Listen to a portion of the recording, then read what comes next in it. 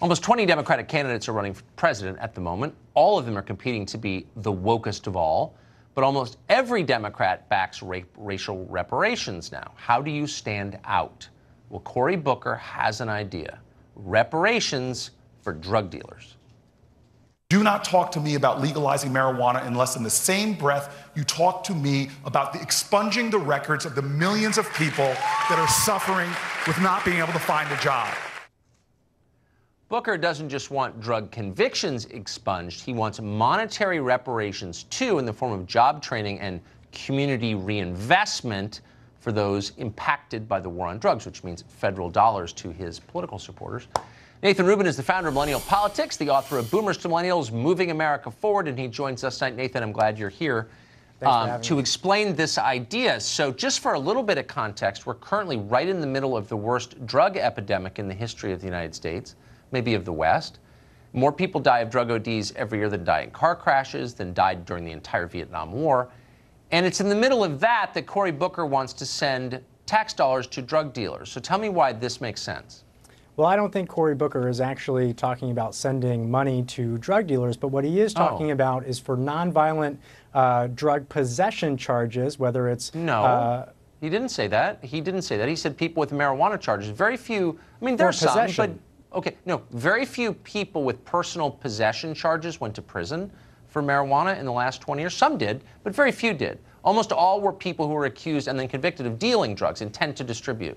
So these are drug dealers. Well, over the last year, over 600,000 people have been arrested and charged with marijuana possession. So those people are certainly feeling the effects of being arrested for marijuana possession. And when you look at the rates of usage of marijuana, blacks and whites use equally, but a black man is almost 4 times as likely to be arrested for marijuana possession. So the law, the enforcement of these policies is structurally discriminatory, and what Cory Booker is saying is that we need to do a better job of reinvesting in these communities if we do decide to legalize marijuana. There's no denying that some of these communities have been negatively affected as a result of the war on drugs. Have they been negatively affected by using drugs at all? Or is it only the fault of law enforcement? Well, what we do know from we can't admit that now. Wait, no, hold on, wait, no. The war on drugs. I'm not defending the war on drugs.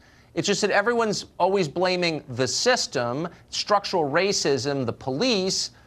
But does taking drugs itself have a negative effect on your community? Are we not allowed to admit that anymore? Do we have to say, oh no, no problem at all?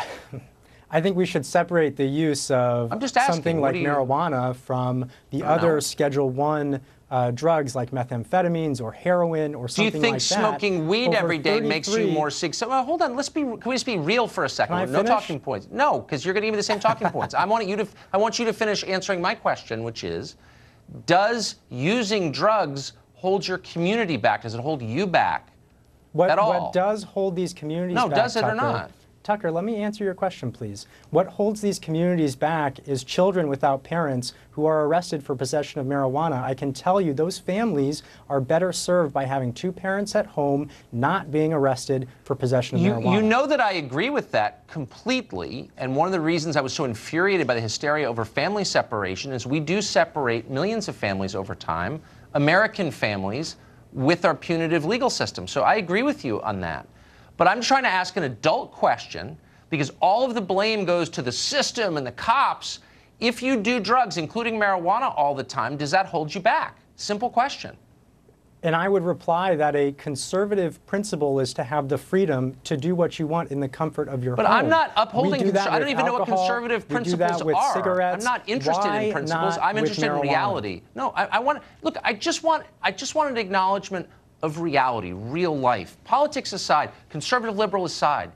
If you're high all the time, does that hold you back?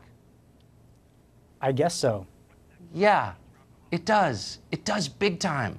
And we should say that, in addition to all the other things we say. Being high all the time, being wasted all the time is a disaster. And no one has the stones to say that. They're not saying that. Hold on a second, Tucker. I think what this conversation is failing to take into account is that marijuana has medicinal qualities. Over 33 states have some form of medicinal marijuana. 10 have fully legalized it. Well, I don't know. By keeping it cocaine has illegal medicinal on a qualities federal too. level, We are And so does preventing these alcohol. people, we're preventing small business owners from investing in their communities, and we're losing out on valuable tax revenue. Oh, valuable tax. So degrade the population to make the government richer. Okay. But what's happening at the end of the It's day the most is cynical that thing I can marijuana imagine. sales are just funding drug cartels in the black market. Colorado, for example, had marijuana sales over the last year over $1.2 billion. That's $270 There is still a million thriving of black tax market. revenue. Now we're wading into stuff I know a lot about. We're out of time, unfortunately, but I hope you'll come back. Okay. No, not of course. I gave you 5 chances to answer a simple question,